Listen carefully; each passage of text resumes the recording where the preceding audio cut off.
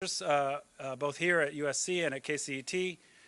Nathan is in charge of Lost LA, which is a really great show about excavating Los Angeles history and culture in the archives, and at times going beneath the city and beneath the region, as you saw in the film, the Lost LA episode we screened during lunch. So Lost LA is also a co-sponsor of this event, so we're grateful for that.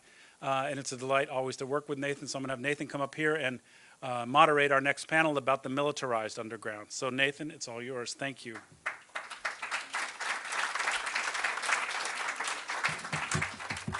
This one, right? Yeah.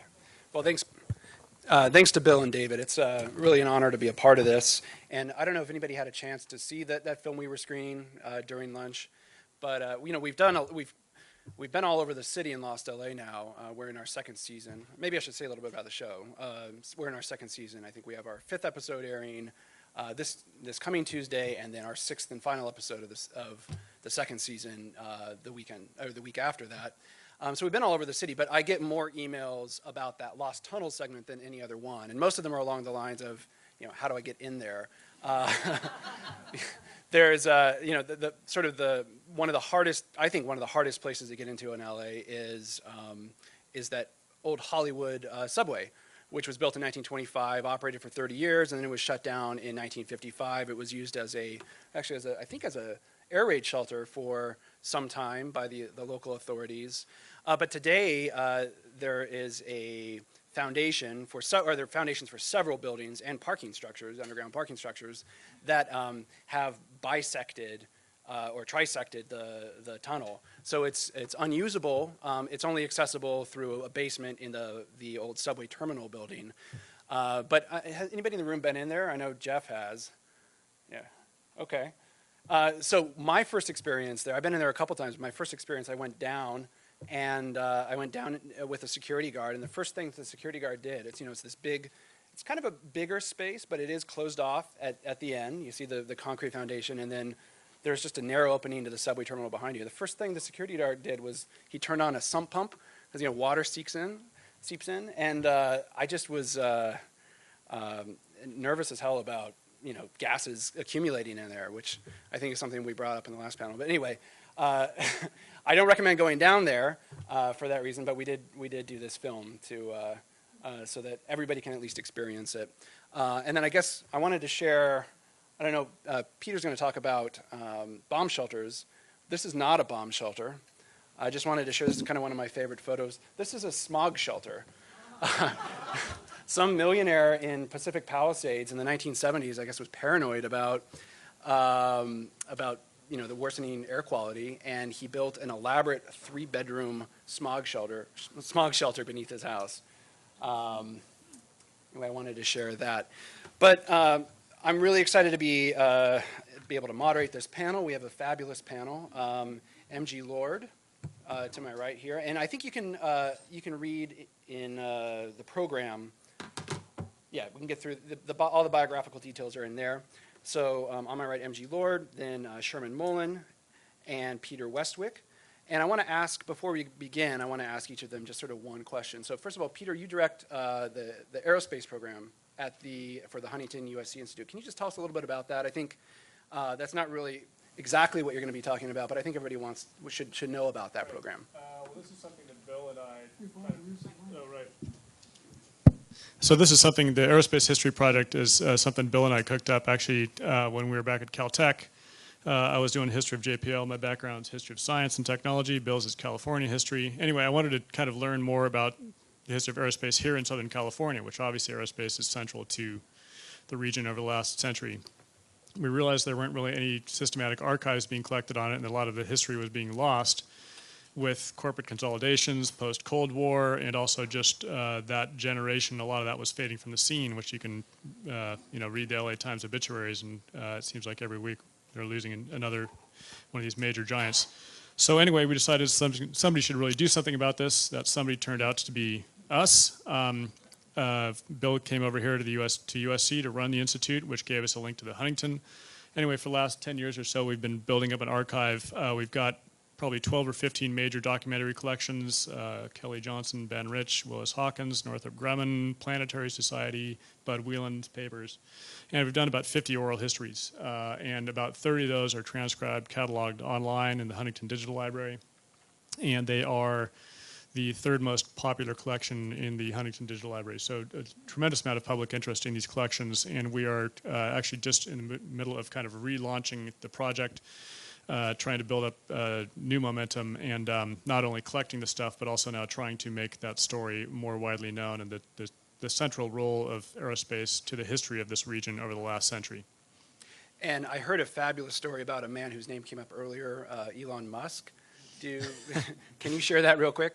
I'm not sure which story you're referring to. I believe you and Bill were meeting. We did. We went. Yeah. So we went to SpaceX, and actually it was a fabulous day. We went and we had lunch with Mr. Musk, and he gave us a tour of SpaceX. This was years ago, going on 10 years ago, maybe I want to say, before SpaceX was quite as well known as it is today. But got a great tour of the plant and saw all the stuff they're doing. Very exciting stuff. But we were trying to convince him of the importance of preserving this history, and he's very future-oriented, not at all really looking back at the past. But when he does think about the past, he situates what their enterprise in a very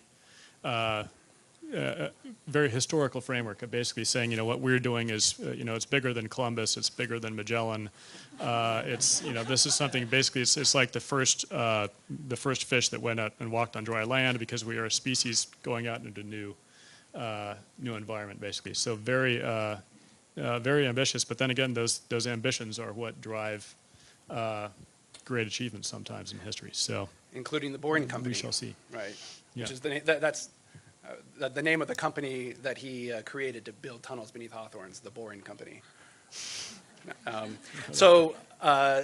Sorry, didn't mean to derail the conversation too much. Sherman, would you mind, I've been warned not to refer to the facilities you're gonna talk about as missile silos. They're missile magazines. Can you explain the distinction? Yeah, let me. The Nike system I'm going to be talking about is a surface-to-air missile that was developed and installed here around LA starting in 1954. But to get to the specific question, the Army has its vocabulary, and a lot of the vocabulary, believe it or not, is derived from the French Army. So I don't know, at least in Napoleonic times and maybe earlier, the place where you stored ammunition and cannonballs and gunpowder and all this stuff was not, why my mind is blank. It was, remind me, the magazine. It was a magazine.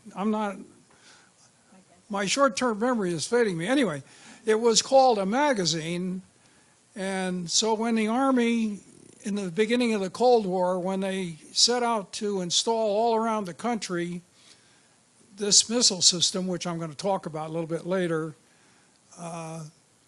the underground sites that they set up were reviewed to, which the Army had always used this term derived from the French, they were called magazines. Another reason they were called magazines rather than silos is that, unlike subsequent missile systems, all of these missiles were stored horizontally underground. They were not vertical, so the word silo didn't fit the thing very well, such as many later systems where the missile was stored vertically, launched vertically, much bigger.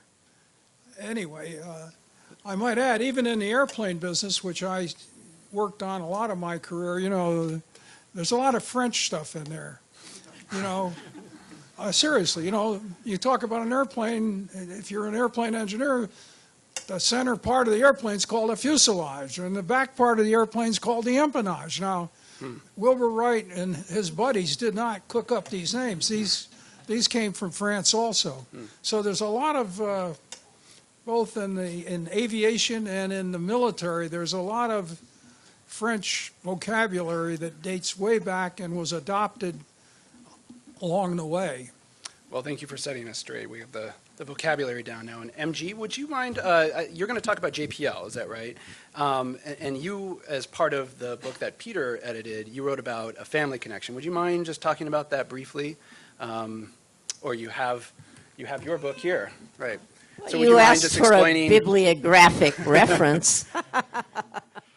I just happen to have, and I had to go back to it because it was published more than 10 years ago. It's a cultural history of the Jet Propulsion Laboratory, and also a memoir of my genuinely awful rocket engineer father who worked there.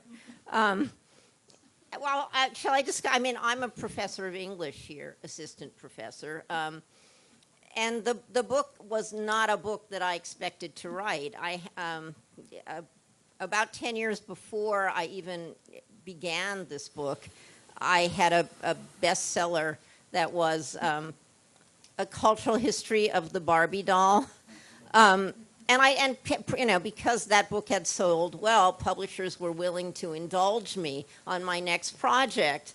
And I didn't know what I wanted to do, and they were pushing all these ideas about gender and culture. And then I realized, when I was a little girl growing up in the larger Los Angeles area, my mother was dying of cancer when I was between the ages of 10 and 14. My father disappeared. He disappeared into that place to work on the Mariner Mars 69 probes. And when I finally had the opportunity to do another book, I decided I wanted to find out where that damn man went.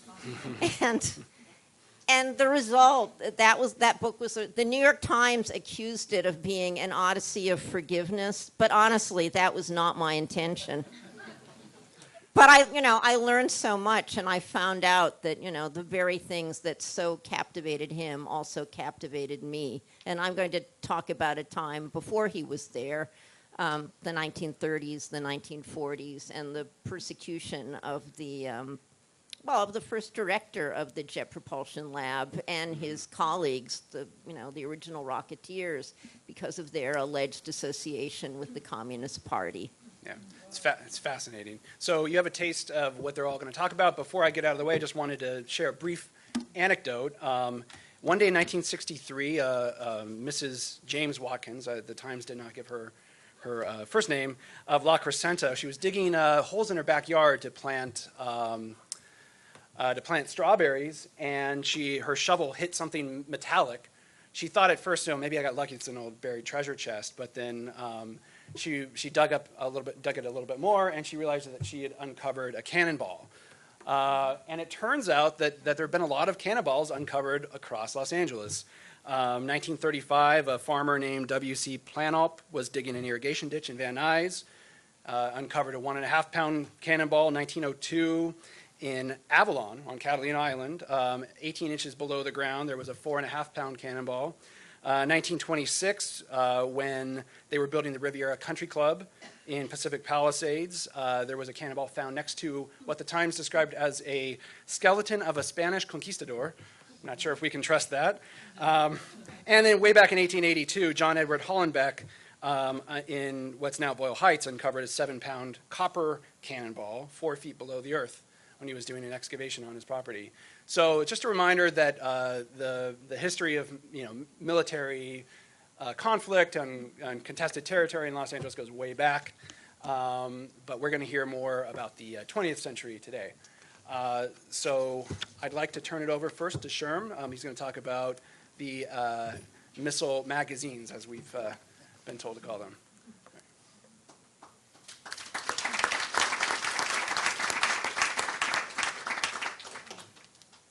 Could I have the first slide, please?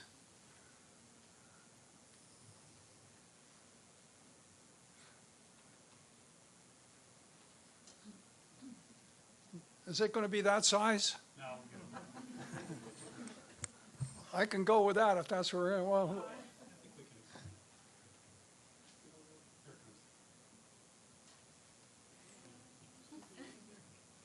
Well, let me go ahead. What I'm going to talk about is a Cold War story Starting in the early 50s, the U.S. Army, as part of protecting the city of Los Angeles from Russian bombers, this was the motivation. This was started in the Truman administration, pursued vigorously in the Eisenhower administration. The U.S. Army came to L.A., commandeered a lot of land, fairly controversially, took over sites to put these missile magazines and proceeded to build a bunch of missile sites, which I'm going to talk about briefly.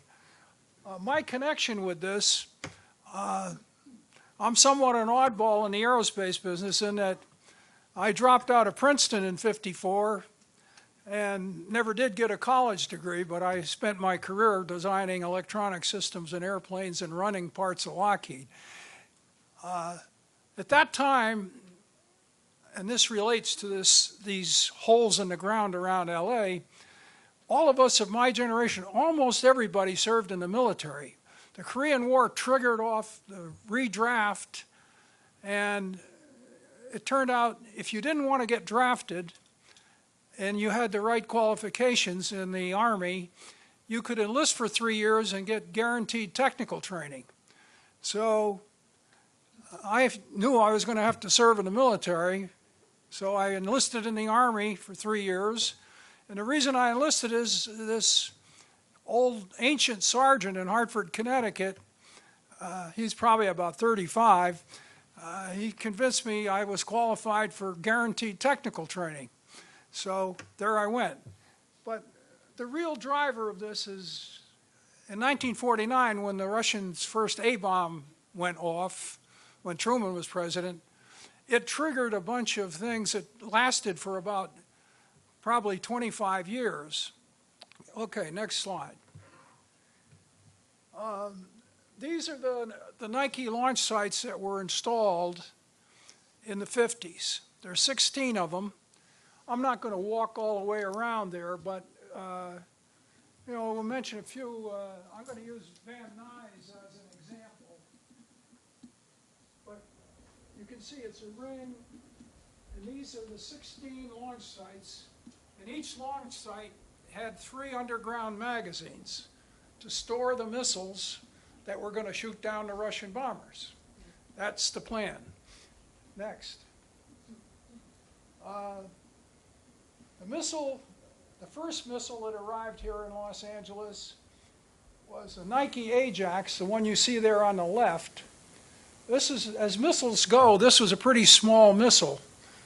And it had a booster, which is a solid rocket that went in, and it was launched vertically. It was stored horizontally, it was brought up on an elevator, it was erected on a launcher, and it was fired at the airplane. A Nike Ajax engagement, the booster accelerated that thing to roughly 1,000 miles an hour in 2 seconds, up. Then the missile made a maneuver toward where it was going to meet the bomber. It made a hard turn. It was guided from the ground, and then it had a rocket engine, a second rocket engine, a liquid rocket engine, which ignited after the booster fell off. It got up to a speed of roughly 1,800 miles an hour, and it only went 30 miles. So one engagement of this missile took a minute. 1 minute after you launched it, it was over. And when it arrived at the target, it had 3 warheads in it, and those 3 warheads and the missile completely exploded in the presence of the bomber. Now, I'm going to come back later because an obvious question is, did this thing work? What I've described was a fairly heroic engineering effort at that time, back in the early 50s. Okay, next. Now, there's what a magazine looked like. The speaker, suddenly can't remember the word magazine, but it's come back in my memory. These were 15-foot deep concrete holes in the ground. And so there were nearly 50 of these in this ring around Los Angeles. And each magazine held, it doesn't show them all in this little sketch, but it held up to 16 Nike Ajax missiles. And these were ready-to-fire missiles. In other words, what is ready to fire? They're completely assembled. The warheads are in them. The liquid rocket fuel is in the missile, so they are ready. And there's an elevator in each one of these underground magazines, which is depicted here. It's not easy to see, but here it is in the middle. So it was elevated up to the ground, put on a launcher, and fired at the target. Now later, could you go back one? Starting about 1970, the Nike Hercules was introduced to replace it. And that missile went 90 miles, and it took 2 minutes to get to the target. It had 4 boosters, shown there as one, but another number that over 13,000 Ajax missiles were produced in the early mid-50s, and then 25,000 of the bigger missiles were produced in the, primarily in the, they were produced primarily in the 1960s. They stayed in production into the mid-70s. Okay, let's go back to, go ahead to the next one. Now, these holes in the ground, besides being a magazine holding missiles, these were like little forts. These were not well received in the Los Angeles area because the Army arrives, it commandeers about 6 or 7 acres of ground, digs a big hole, creates these 15-foot deep magazines, and then it has people. So the launch platoons, the launch things, which is the 16 I just showed you, these are ugly fence compounds, 3 missile magazines, and 60 soldiers, of whom 4 were technicians. They lived there. They lived there. Some of them who were my ex-students when I was teaching, there's a little room for people down in the magazine. They liked to sleep there because it was quiet and cool. And that's what it was built for. They had a place to sleep, mess hall, and some other buildings. So it wasn't just a hole in the ground, it was 16 ugly little forts visible to everybody with big fences and guards and all that jazz. Anyway, that lasted about 20 years, roughly from 54 to 74. Then when it was shut down, all of these launch sites were turned over to whoever wanted them. They were turned over primarily to, if any municipality wanted them for any purpose, they were just given by the federal government to the local. No municipality wanted them, so they were sold to any commercial buyer that wanted them. Now, let me talk about, go ahead, the next one. Here's the answer to the question, did the system work? The people we trained at Fort Bliss, where I taught, we had 2 training courses down there. One training course trained the people that were at the launch site, who took care of the missiles and the launch equipment. The other course trained the people who were at what was called a control site, which are separate sites that I'm not going to discuss today, which has had 3 radars and a computer, and it also had a crew of people.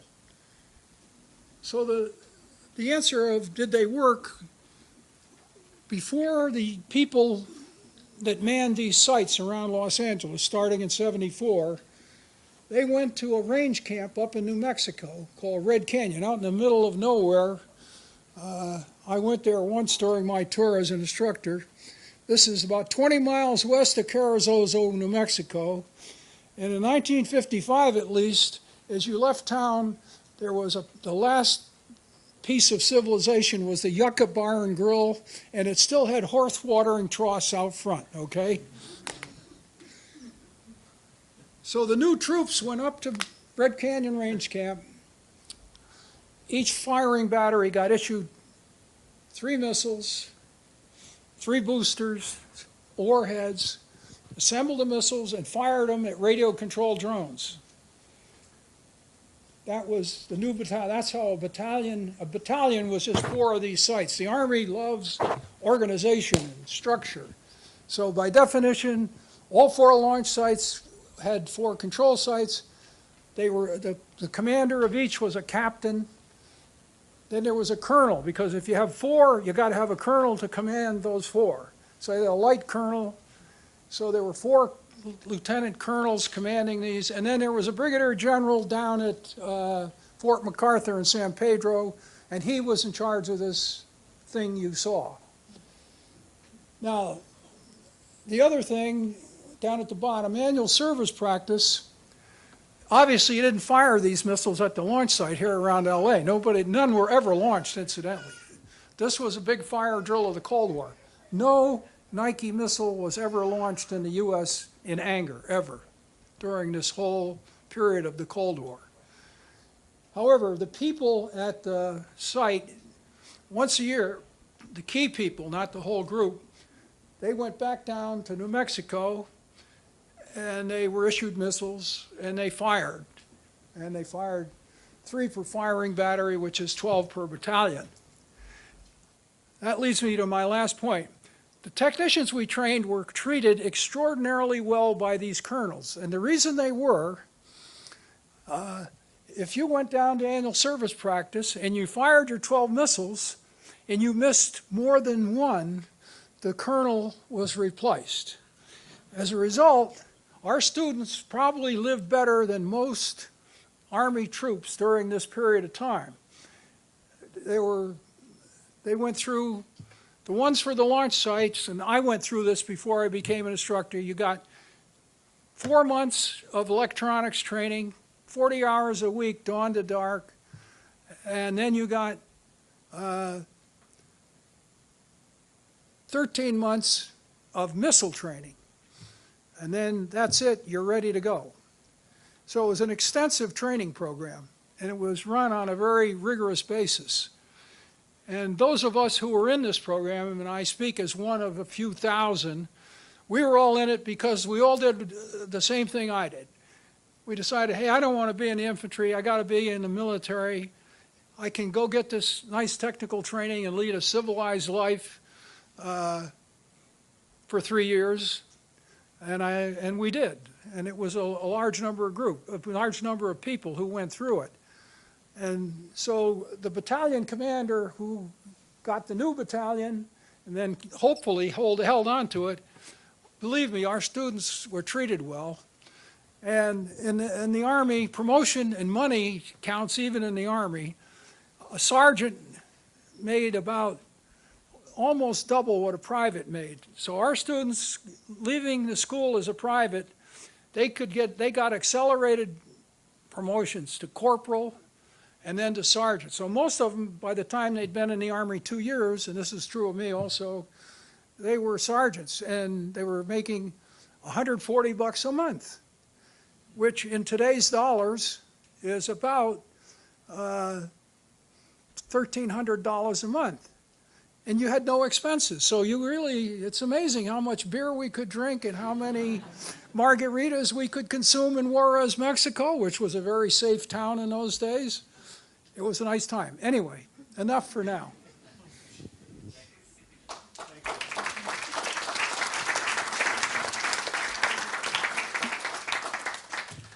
So Sherman, I want to ask a quick follow-up question. I think you addressed the question of, does the technology, or did the technology work?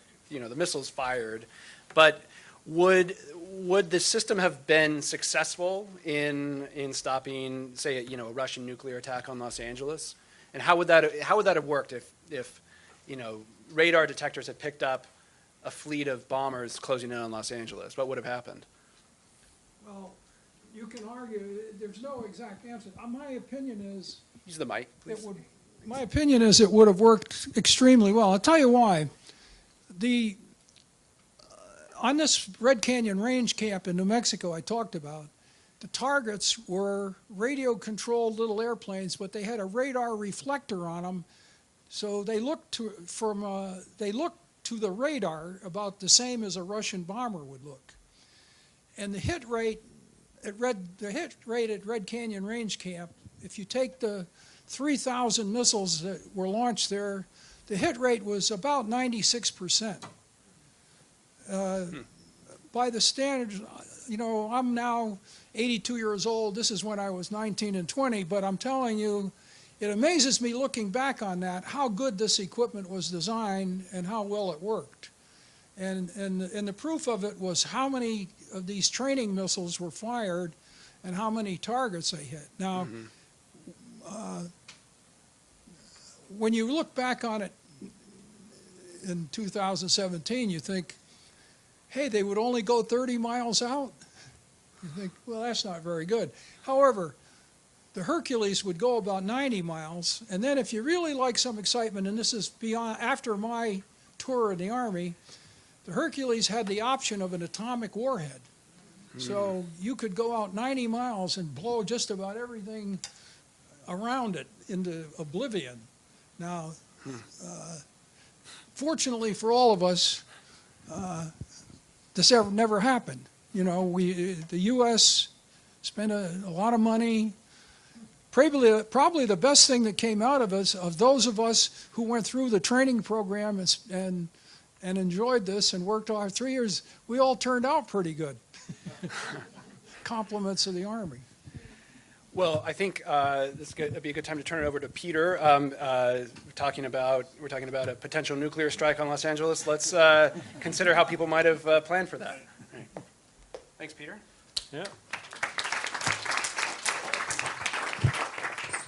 And thanks, Sherman. One thing Sherman could have added is that if you look through the aerospace industry over the next ensuing, few decades, how many of the people, especially in the electronics, guidance, avionics business, how many of them were trained by the U.S. Army before they then went out and worked for aerospace?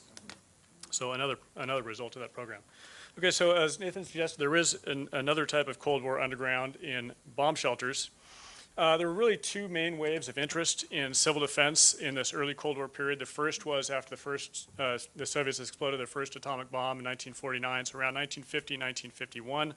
The early 50s, and then in the late 50s into the early 60s, after Sputnik demonstrated that the Soviets had ICBM capability, there was another bigger wave of interest in civil defense in the U.S. Now, LA residents could reasonably assume that they are on the nuclear target list by the Soviets, thanks to the concentration of aerospace industry around here, not to mention the nearby military bases. LA had one defensive advantage in its relative suburban dispersal, so that an attack on LA was not as, in your imagination at least, was not as dire as, say, a direct hit on downtown Manhattan. But on the other hand, that very dispersal made evacuation a more difficult option for LA, one that got only less attractive over time thanks to LA's notorious traffic. So there was another wave of interest in civil defense in the early 80s after the breakdown of détente, et cetera. And California Governor Jerry Brown, amidst this revival, remarked, "Los Angeles cannot even evacuate itself on a Friday afternoon, let alone in the middle of a nuclear war." So survival really meant sheltering in place, not evacuation, and that meant bomb shelters.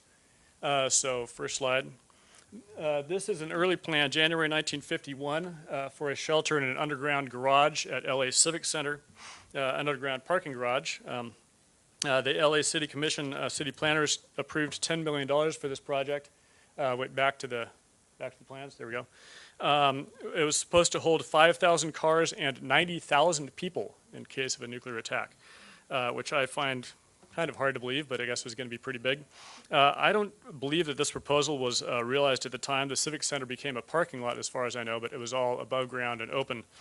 There was a nickname for it, Bumper Butte or something like that, this just ocean of above ground parking lots at Civic Center. One of the reasons it was not realized, I think, was because, next slide, city planners may have recognized that a few blocks away at Pershing Square, the parking garage served the same purpose. So here they are in May 1953, are city officials planting a shelter sign. Among the officials are the head of the LA City Office of Civil Defense. So LA had its own Office of City Defense, Civil Defense, as did LA County. So despite these early attempts at public shelters, civil defense officers largely focused their attention on not public shelters, but on private initiatives. And most bomb shelters were built and buried by individuals in their own backyards. So next slide. This is Mary Lou Miner in summer sportswear posing on top of a bomb shelter in West LA, April 1951. You notice that the owner has optimistically attached a mailbox next to the door.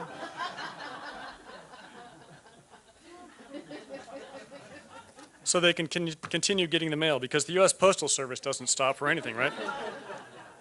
The photo caption of this quoted Miss Miner as saying, "If we're not bombed, it'll make a good den, playroom, or doghouse." Now, bomb shelters were literally all over the map in L.A. Here's one in, next slide, South Pasadena, built by the Hutchison family. This is son John and daughter Shirley coming down the spiral staircase into the shelter. John is holding a copy of a Donald Duck comic book. Next slide. This is one in Reseda. It's Harold Stone in the middle, his son in front, and the LA County Director of Civil Defense behind him. Next slide. This is a bit later. This is 1961. This is in Sunland. Mrs. Eldridge with her 2-year-old daughter. Mrs. Eldridge said that she wanted to give her family a chance in case of nuclear war, and thus was excavating her own bomb shelter in her backyard. Next slide. Around that same time, 1961, LA Times provided a very helpful guide to what you need in your bomb shelter. This is a great article. It's basically what would happen if an H-bomb goes off over downtown LA. This article is otherwise just stoking panic among the public, I would imagine, about the effects of an H-bomb on downtown LA, but they had this reassuring sidebar on, well, you can build a shelter just in case. So we see a couple of themes in these images, including this one, and one is the emphasis on families and children in all these photos, which, as Elaine Tyler May and other historians have pointed out, characterized the nuclear age. At a time of social stress and fear, the family is seen as a unit of social cohesion, a source of social cohesion, and an important defense against Soviet communism. As May argued, containment was applied to women's domestic roles as well as to Soviet communism. Now, the other theme, which May also pointed out, so you see this, you know, the family in the shelter, and they've got the children and the infant in the mother's arms. The other theme, however, next slide, is also noted by May, is sexuality, here in the Mary Lou Miner photo. That is, encouraging the virility of the American male in order to withstand the challenge posed by communism. So thus the bombshells, so to speak, who frequent all these bomb shelter photos. And sometimes the two themes were combined. Next slide. This is Peggy Sinsky emerging from her family's bomb shelter, which is set in the middle of their backyard playground. So here you have the combination of themes, because note the tricycle in the background. So there's another all-American theme to all this, in that as quickly as people began building bomb shelters, they also began selling them. And so several enterprising Angelenos set up bomb shelter businesses in this period. Next slide. There's A&D Bomb Shelter of Hermosa Beach, as you can see on the sign here. 100% financing. Their product line included a deluxe model for $1,800, which held 25 people in its own water, oxygen, supplies, Geiger counters, and shovels for digging out from the wreckage. Another builder, let's see, this is, I think the next slide is also A&D. Yeah, that's the same site, different perspective. And then the next slide is, this is Victor J. Nelson in Glendale, another prosperous builder of bomb shelters in this period. Now, there was another type of shelter beside this single-family backyard bomb shelter, and this is the public shelter, which came about a bit later. Next slide. Now, we all remember the signs, at least those of us of a certain generation. We remember them. In July 1961, President Kennedy, as part of this second push for civil defense, called for the nation to have a system of public shelters. So the Army Corps of Engineers got responsibility for this. They went out, conducted a national survey of potential sites. And a mid-level manager for the Army Corps, by a guy by the name of Robert Blakely, was charged with coming up with a graphic design for the signs that are going to go on these sites. And he wasn't a graphic designer by trade, but just happened to know a little bit. And he came up with this famous sign. I mention this because there's no local connection here, but Blakely just passed away 2 weeks ago on October 25th. So another one of these kind of unsung figures from the Cold War now passing from the scene. Now, many of these fallout shelters, and you can still see these signs scattered around the landscape when they haven't been pried off and stolen, but many of the shelters were above ground. Schools, municipal buildings, those kinds of things were especially popular sites. So, for example, out of the 500 shelters in the San Fernando Valley as of 1975, that list included 21 McDonald's restaurants and conveniently one mortuary. One-stop shopping. But some, next slide, some fallout shelters were below ground, including the abandoned Pacific Electric subway tunnel underneath Bunker Hill. Now, there's an LA twist to this story. Of course, civil defense and bomb shelters were not just an LA phenomenon, they were a national phenomenon. But LA did have one thing most of the country lacked, and that is swimming pools. LA in this exact period of the post-war, post-World War II generation is popularizing the concept of the backyard swimming pool. Not the public plunge, not the public swimming pool, but the private swimming pool in your own backyard. Right at the same time that bomb shelters were becoming a trend. Now, coincidence? Not entirely. After all, both trends involved digging a big hole in the ground and then lining it with concrete. And in fact, these skills translated. So next slide. So thus, for a time, swimming pool builders found a lucrative sideline in the bomb shelter business in the LA area, thus adding greatly to the local supply of bomb shelters here in LA. So by 1961, for example, when this photo ran in the Long Beach Press Telegram, Catalina Pools, the builder in this photo, had built more than 500 bomb shelters in this area.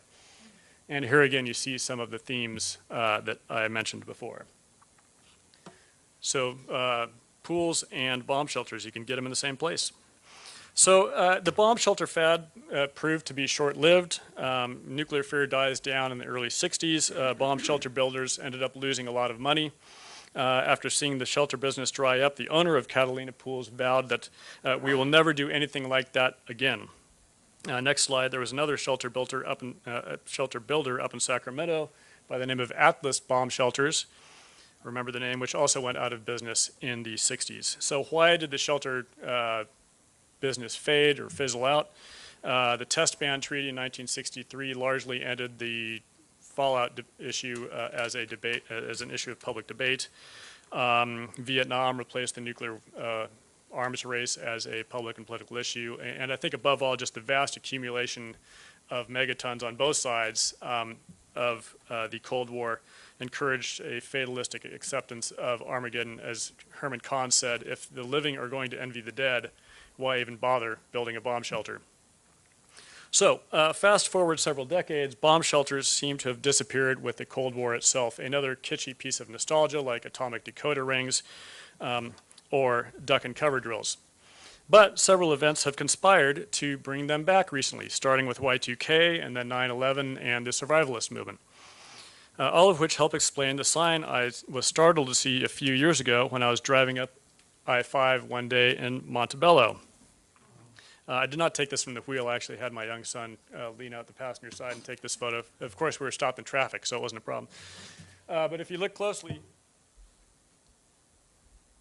Atlas Survival Shelters, and they've got one of their models out here. So this is the tank that you live in, and this is, you have an escape hatch, and then you have the entrance hatch.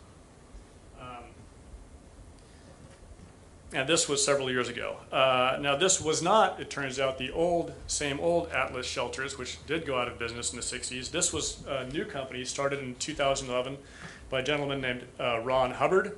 No relation, as far as I know, to a more famous Ron Hubbard in this area. Now this Ron Hubbard was looking for a survival shelter around this time. Didn't like what he saw in the market, so he decided to go out and build his own. He was a steel fabricator, so he knew what he was doing. He turned the hobby into a business, sold about 10 shelters the first year, and named it Atlas, not knowing at the time about the connection back to the earlier company, but then once he learned about it, he was happy to find out there was a connection. Now, his timing was good in 2011. The election of Barack Obama just a few years earlier had spurred doomsday fears among conservatives, some of whom bought shelters to protect themselves and their guns, in some cases, from either government incursions or a breakdown in law and order. The Doomsday Preppers TV show chronicles at least parts of this movement. And that show began actually that same year, 2011, that Hubbard opened this business. So his timing was good. Now this is an interesting shift too. So the threat that you are protecting yourself from shifts from an external enemy, the Soviet Union, to an internal enemy, whether it's the state or your fellow citizens who are going to be coming after you. And now more recently, a new demographic has entered the market for shelters, namely Democrats, scared either of climate-driven disasters or a nuclear war started by President Trump. So it's a great business model. So you sell shelters to Republicans when you've got a Democrat in office, and then a Republican comes into office and you sell them to Democrats. So either way, you've got it covered. So fears of the so-called Trumpocalypse hit new heights, of course, in the recent war of words between Trump and North Korea. Atlas Shelters is having a banner year, selling 1,000 shelters this year. So many that they have opened a huge new 400,000 square foot plant in Texas to meet the demand. Hubbard has declared happily, and I quote, "We are back in the 1960s again." He has a keen marketing eye, next slide, and he does have a sense of humor. A current popular model combines a bomb and tornado shelter, and he calls it the Bomb-nado.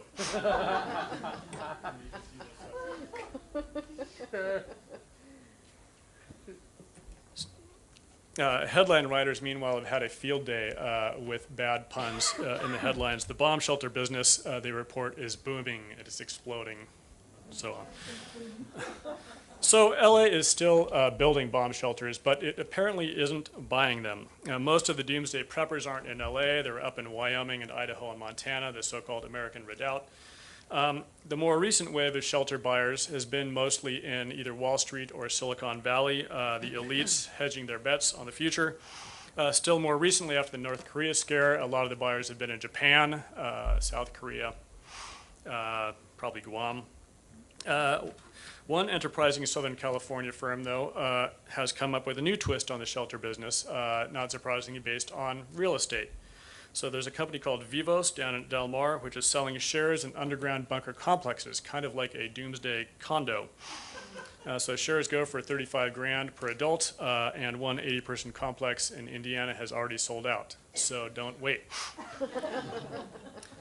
Then again, there may be a lot of shelters around LA, and we just don't know about them. As Hubbard puts it, these people are very secretive. People are more secret about their bunkers than their bank accounts. If someone has a shelter and everyone in the neighborhood knew, then when something happens in the neighborhood, everybody is going to be coming to your house. So they may be out there, the bomb shelters, that is. So we should all keep looking around and keep looking down.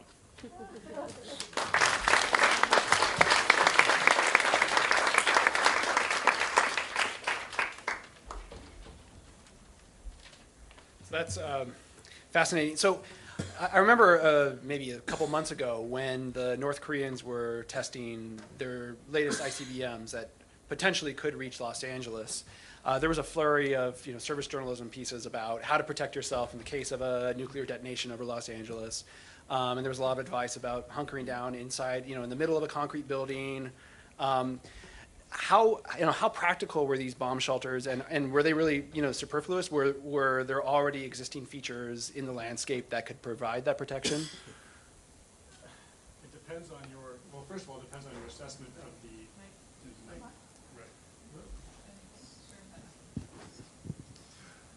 So I guess whether it would work or not. Would this actually work? The same question Sherman tried to answer. It depends on your assessment of the actual threat, whether this is going to happen and what level it's going to happen at, whether they can actually hit LA, and what they're going to hit LA with, and how close they're going to come.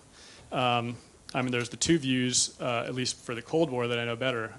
One is the view, say in the early 80s, there was this famous article in the LA Times by Robert Scheer interviewing one of the Reagan administration officials who said, well, you know, it just depends on how much dirt you have, and all it takes is a couple feet of dirt. So if there's enough shovels to go around, everyone will make it. And this became this famous quote, you know, with enough shovels we'll all survive, which was seen as kind of downplaying the actual threat. The other view is, you know, the duck and cover is you know, duck down, put your head between your legs, and kiss it goodbye. But so whether it would work in the case of North Korea, you know, it depends where it hits, how far away you are from it when it hits, what time of how big the bomb is. I think it's pretty well accepted that if a big enough bomb goes off close enough to you, good luck. Right, right. But this could provide real protection from fallout if you were, say, 20 miles from a detonation. Right, and I think that's so. One of the Atlas shelters things is it's, you know, it's not only a bomb shelter but fallout shelter. Yeah. So this LA Times article had a couple scenarios. One is, you know, an H bomb going off over downtown LA. Again, good luck. But say they go after, if it's say an earlier period before ICBMs, when it's the bombers coming, and they can get 2 bombers through, and one bomber hits Vandenberg and one hits March Air Force Base. With not necessarily a hydrogen bomb, but just maybe a bunch of, you know, regular atomic bombs, then it's not, you know, if it's, you know, Vandenberg up by Lompoc and then March, Riverside, then LA, you know, it's fallout you got to worry about, and then you might have a chance of being down there for a week or so, fallout subsides to tolerable levels, then you could maybe get through. But that's, again, Yeah. hopeful. Right, right. Okay, so I think we're going to transition from talking about the literal underground now to the metaphorical underground, and I think you already got a preview. But MG Lord is going to talk about what happened when divergent political views were driven underground. Is that right? That's accurate enough. Okay, well, have at it. Thank you.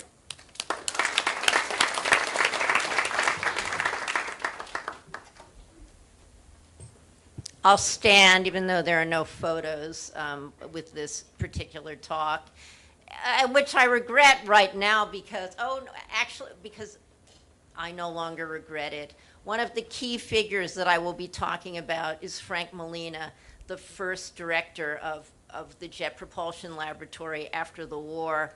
And I don't really need a photo because he looks a great deal like Bill Deverell.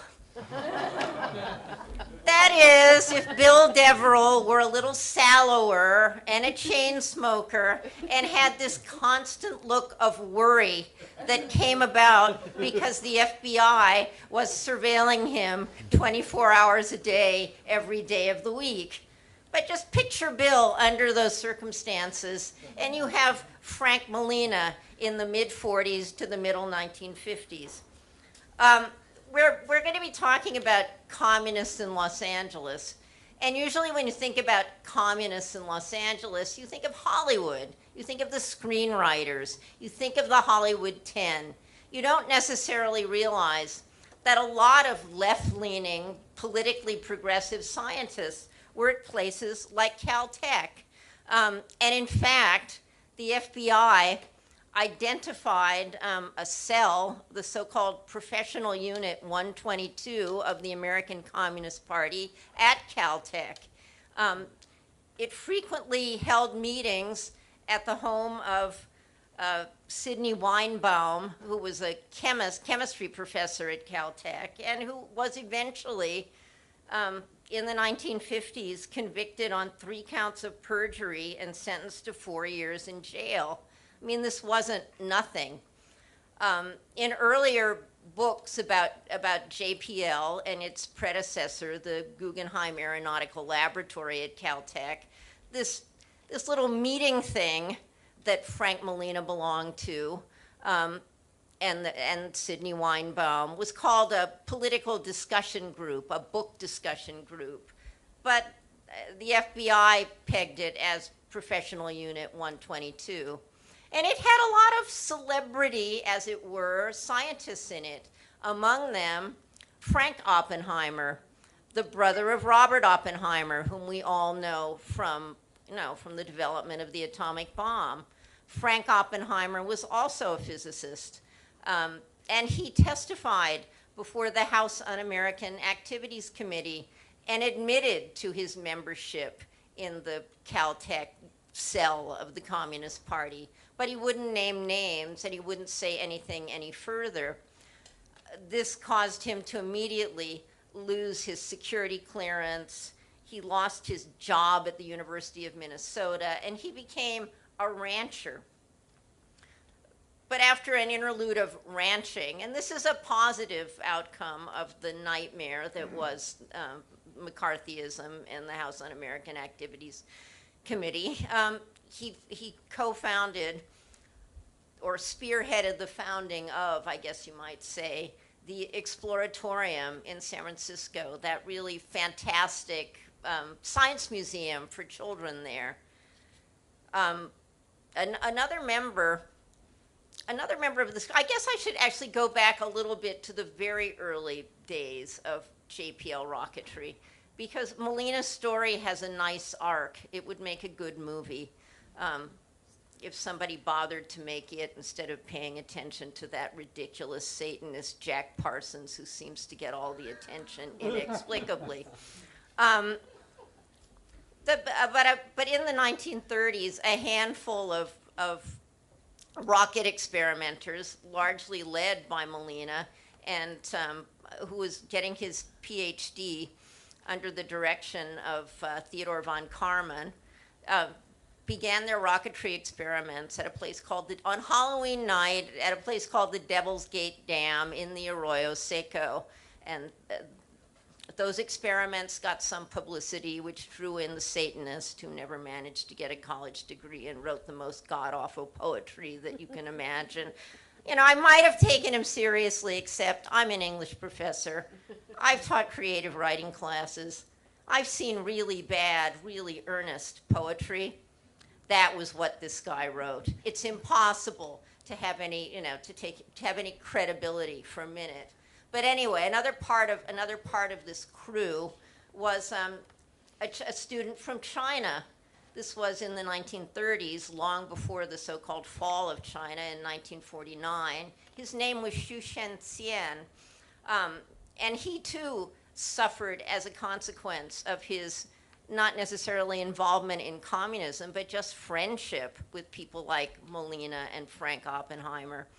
In 1955, under the belief that he was somehow, you know, I mean, he had no allegiance to the government that had been installed in China in 1949, but the U.S. got the idea into its head that he did, so he was deported back to China, which you have to think somebody regretted that decision later on, because he became the father of Chinese rocketry. There would have been no Chinese ICBMs, or at least there wouldn't have been any Chinese ICBMs really quickly without Xu Shenxian. And he was highly celebrated in 2003 with the launch of the Shenzhou 5 rocket that sent the first Chinese astronaut into space.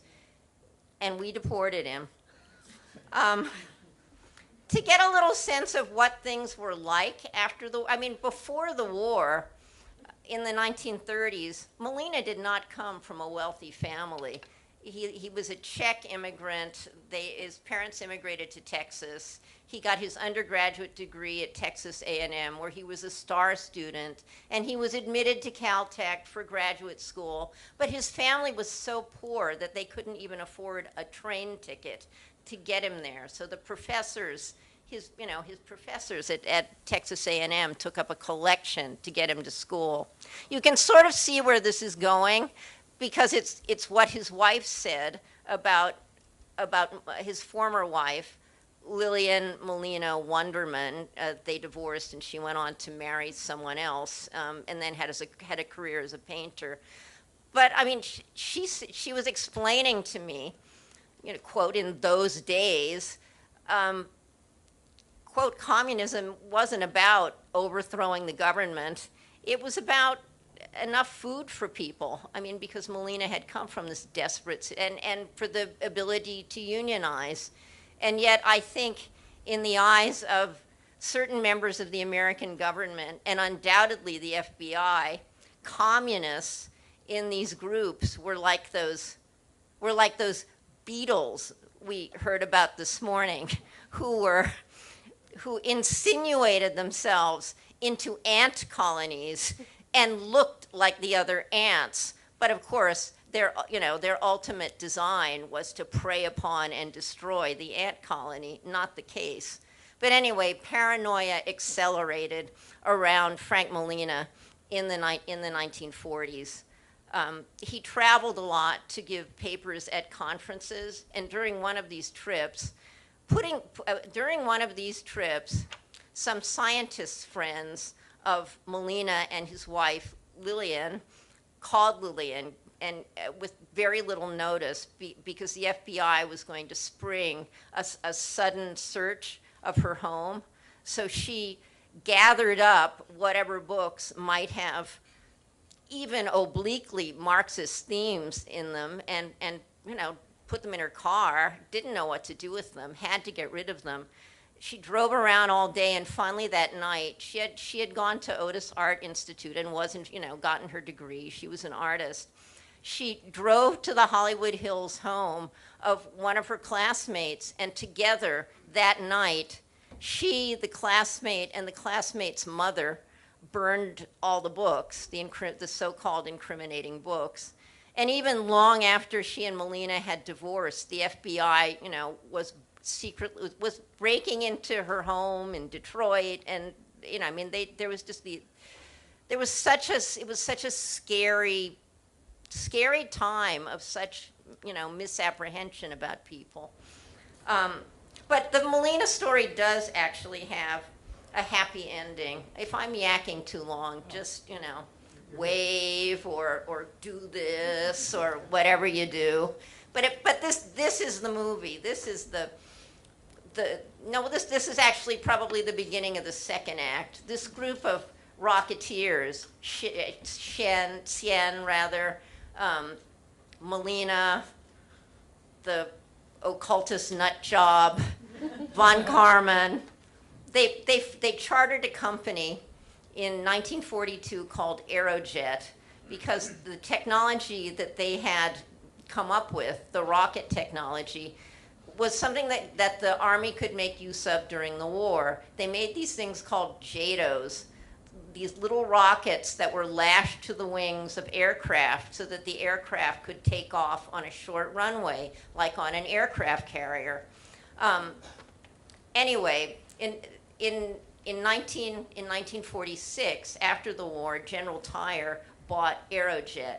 But Molina and Cien and the crazy occultist had all gotten rid of, just sold off their shares in Aerojet. But Molina had held on to his. So second part of the story is he's secretly, while he's traveling in Europe, he's secretly indicted here, meaning that if he were to come back, he would face prosecution for allegedly lying on his personnel security questionnaire. Julian Huxley kind of stepped in and gave him a job at UNESCO, and he moved to Paris. And he had a brief moment of kind of a stable life. He married again, but then things kept getting worse and worse. This is the end of Act 2, beginning of Act 3. Molina, our hero, is up against the wall. There are French security agents on his street every night. He lived in a suburb of Paris. And then something really remarkable happens. General Tire had bought that company in 46 or whatever. By 1953, Molina, who had actually held on to his shares, was suddenly a millionaire, or a multimillionaire, near billionaire in today's economy. And all of a sudden, the French, who had been considering extradition, realized they could tax him. So he stayed in France.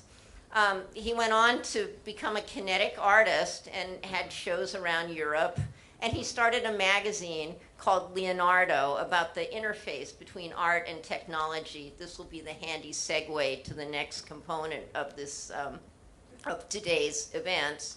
And Leonardo is still published today out of MIT by his son Roger, who is also a physicist and an artist. And I think I could wind down in a different way, but I can feel that cut gesture happening back there. So I'll end it here with a happy story to the to the McCarthy period.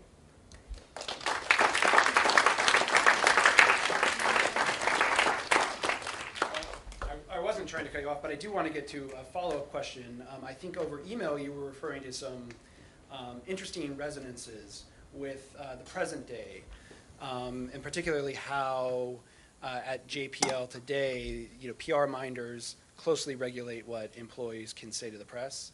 Well, I went to the, having written in my book about the launch of the Cassini spacecraft, I went to watch it crash into Saturn in the middle of September. And it used to be a big deal to be on lab for one of these events because journalists were kind of, the intermediary between the public and what was going on at the lab. But that's really not true anymore because of the internet. The lab can entirely control its own image.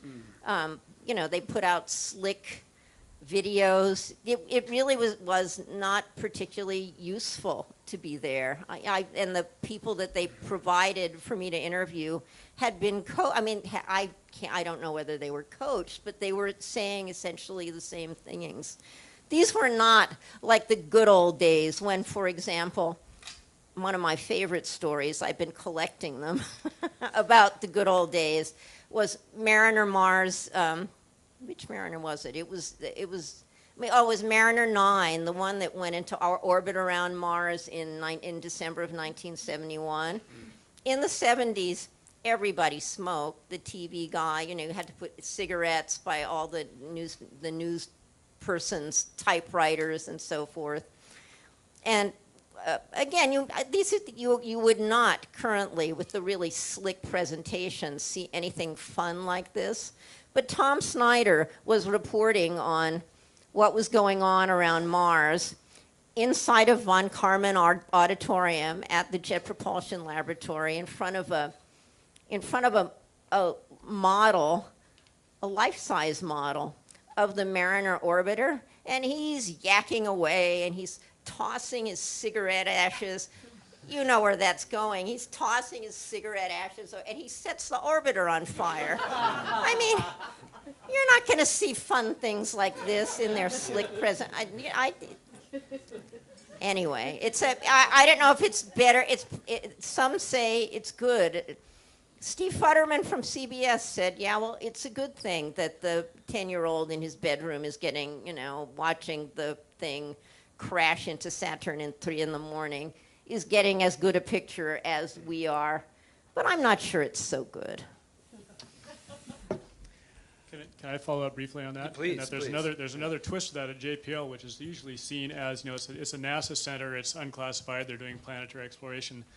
But after 9/11, the U.S. government began requiring background checks of all JPL employees. And a number of those JPL employees banded together, first started writing letters of protest to the LA Times. Some of you have probably seen this episode play out over the last 15 years or so. But a number of the employees then turned around and sued the government for basically a violation of their civil liberties. But as the case went through, and eventually the case was decided in favor of the government, that they did have the right to impose these background checks, even though they were doing unclassified research. But post 9/11, there was a kind of renewed, the emphasis shifted back towards national security, away from civil liberties.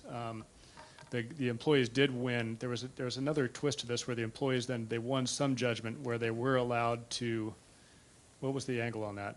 I forget that. There was some aspect of the case that they won, but they lost the main one about the background checks at JPL. Yeah, I'm not going to weigh in on the subtleties of that because I'm sure I'd get it wrong having not followed it that carefully. But I do want to point out that one of the reasons that I wrote about JPL when I wanted to write a book about my father and the whole ethos of masculinity during the Cold War is because JPL is a NASA center, even though it's managed by Caltech, and part of NASA's in NASA's charter, part of its mission is outreach to the public, which made it considerably easier for me to try and do the reporting I wanted to do than at any of the aerospace companies where he had worked on black projects. I mean, that was completely out of the question. Getting the little badge with my face on it to get on the lab any time of the day or night, even in the late 90s, was a challenge when my principal credential was a social history of the Barbie doll. But that too, you know, was possible. So we have about, I think, 12, 13 minutes for questions from the audience. Lynn? Okay, so a few years ago I started doing genealogy on myself because I was doing historical stuff for Kid in LA. And I found out that my second cousin, twice removed, was a crazy occultist who wrote really shitty poetry. So he's actually a relative of mine, believe it or not. And Maybe you can get some money out of the scot-free thing that's on CBS Access. probably not. But so I'm asking you this, you know, crappy poetry and occultist and orgies and all of that aside, because I guess when my family does Black Sheep, they do them well. What exactly was Frank Molina's role as opposed to Jack Parsons? So I understand. Jack Parsons was not at Caltech. I mean, you know. No, JPL. Use the mic, please. No, oh, I'm sorry. Thanks. Jack Parsons had no JPL affiliation. Jack Parsons was an interested civilian who horned in on the research that Frank Molina was doing for his PhD thesis with Theodore von Karman. Okay, I'm reading up on a lot of different things. So But he was a partner in Aerojet, and I think he figured out a way to stabilize solid fuel for the JATOs through a dream or some sort of occult, you know, some sort of occult process. It wasn't any sort of conventional mathematics, which tended to be what Molina and Cien and Martin Summerfield and the other guys used. Yeah, right here in front. Two questions. The shelters, the Atlas shelters that you showed at last, it wasn't clear to me whether or not they were supposed to be above ground or underground. And then the other question is for about the magazines. What other cities had a bunch of them? You want to go first?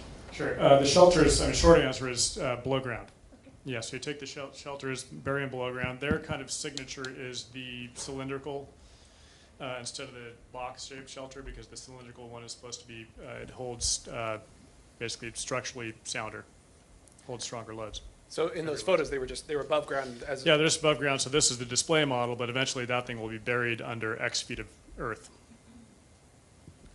On the question of where else were all these missiles surfaced, anti-aircraft missiles, basically all up and down the West Coast, all up and down the East Coast, and a few at selected points along the northern part of the country, jointly with Canada. It was a massive network, and it was all, as time went by, it was integrated.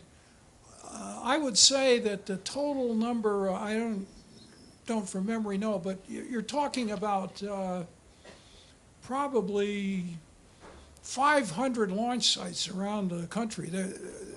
This was a pretty massive program. I was young and naive in those days, and I didn't understand what I now do. You know, I spent my years managing aerospace stuff up until recent times. It was, without us young instructors and others knowing it, it was what I called what I call by today's standards, a blank check project, okay?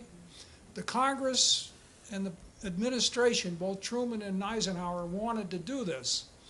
So those of us involved in it, and most of us were very young and very naive, believe me, but happy what we were doing and very educational. So anything we wanted, we got. What I mean by that, down at the Missile School at Fort Bliss, we had hundreds of radars of the kind that were in the control sections, not in the launch sections. We had all the new missiles we needed for training. There was no, it was unlimited. Little things happened that and fascinated me then, and it still does. The Army electronic equipment was old World War II stuff, oscilloscopes. If people, now most people know what an oscilloscope was. In 1955, not too many people were familiar with oscilloscopes. Our oscilloscopes had been built in World War II, and their main attribute is if you dropped them off of a truck, it wouldn't hurt them. But they were lousy oscilloscopes. So one of our warrant officers decided, he had a training age buddy, he decided we ought to have modern, best quality oscilloscopes, which in those days were made by a company called Tektronix, which is still in business in Portland, Oregon. So he decided, and he had a checkbook, so to speak, he decided we ought to all have Tektronix oscilloscopes. And within a few weeks, we all had Tektronix oscilloscopes. Only they weren't oscilloscopes. They were training aids. You see what I mean? This is the way the Army was. So it was rampant. One addendum to that point, and that the integration of this air defense network in the 1950s was accomplished by some crucial early work on computers, digital electronic computers. So computers did not just come out of Silicon Valley garages, they also came out of the Cold War military, including this air defense network. Yeah, let me add to that, because later I worked on that project, the SAGE project. This is after I got out of the Army, which was run by the Air Force. Through MIT, but the Air Force put together a system which hooked all of this stuff together for the whole country. And that was also a great educational program because I worked for Burroughs Corporation. I learned digital computing. I got a job as an instructor, my first job out of the Army. They were hiring people to teach digital computer fundamentals because they had the contract for the radar data processing. These are digital computers. And basically, Peter and I were talking about that earlier. Everybody involved, there were no people to man these things. There were no trained engineers, trained technicians. So each company was training people. So it was a wonderful experience. That's where I personally learned digital computer design, by teaching it, by using the one book available at that time and trying to stay at least 2 days ahead of my students. It was a massive investment in air defense that by the time it was finished, it was then canceled because the name of the game then was ICBMs and not bombers. And so the Army and the Air Force gently phased this stuff out. Yep. Mr. Mullin, you were talking about that all of these Nike bomb magazines were put out, they were mothballed. Are any of them available for viewing? I can't answer that definitively. I do not believe that any of them are available for viewing. I've dug into it and on the internet, and there may be one or two, but I don't think so. Most of them were filled in because what happened, the launch sites, the municipalities who got them, they liked the buildings and they liked the real estate, but they didn't, this big hole in the ground with the concrete and steel top wasn't of much use to them. So most of them, I know for a fact, were simply filled in. I mean, I don't know if they took out the concrete or just filled them in. You know, they were still a couple sites in the Santa Monica Mountains. Well, what's up in the Santa Monica Mountains, there are some of the, what are called the control sites. They're not launch sites. There's a couple places, they're just west of the 405 freeway, and this is where the radars were and what were called the control sites. And one of those, I know, I've been up there with one of my sons, is preserved, but it's not really preserved because it's just, what's left are kind of some run-of-the-mill buildings and where the radars used to be, but there are no radars up there. if you want to, if you probably, I don't think you could get at them, but these radars are still in use all over the place. And all of the test ranges around the country run by the Air Force and the Army, these radars built in the 50s were such high quality radars, they're still used in test ranges. In other words, you go out and you want to track an airplane during flight test, or you want to track a missile, they're still in use, amazingly, but they're not accessible to the public. David? What was the impact on JPL of the witch hunt?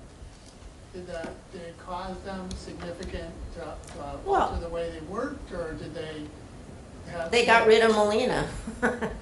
And there was a second force going on at the same time, which wasn't really exposed until the 1980s, and that was something called Project Paperclip, basically the denazification of the Nazis.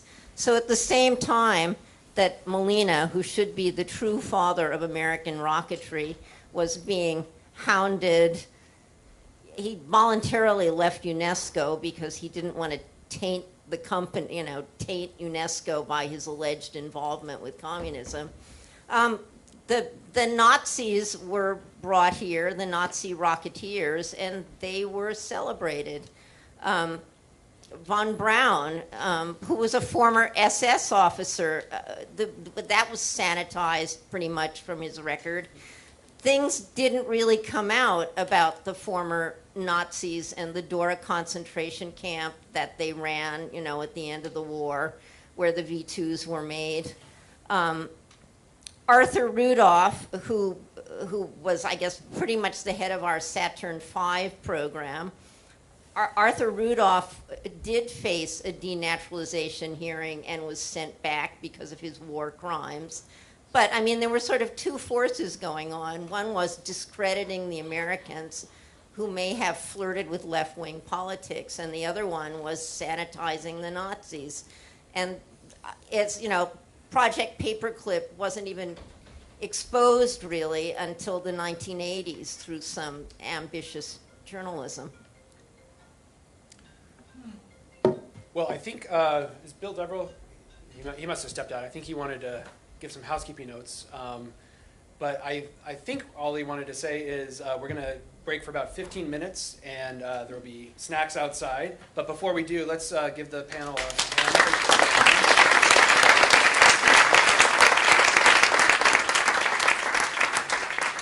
Was that right, Bill? What's that? It's snack time? It is. Okay. There's coffee and cookies. Please help yourselves. I think the high school students are leaving us now. Yeah, let's grab cookies and then meet. Grab cookies. Thank you for being with us. We're going to begin again at 3:15 on the button. So please help yourselves to coffee, cookies. If you could help us with a little cleanup, we'd be ever so grateful.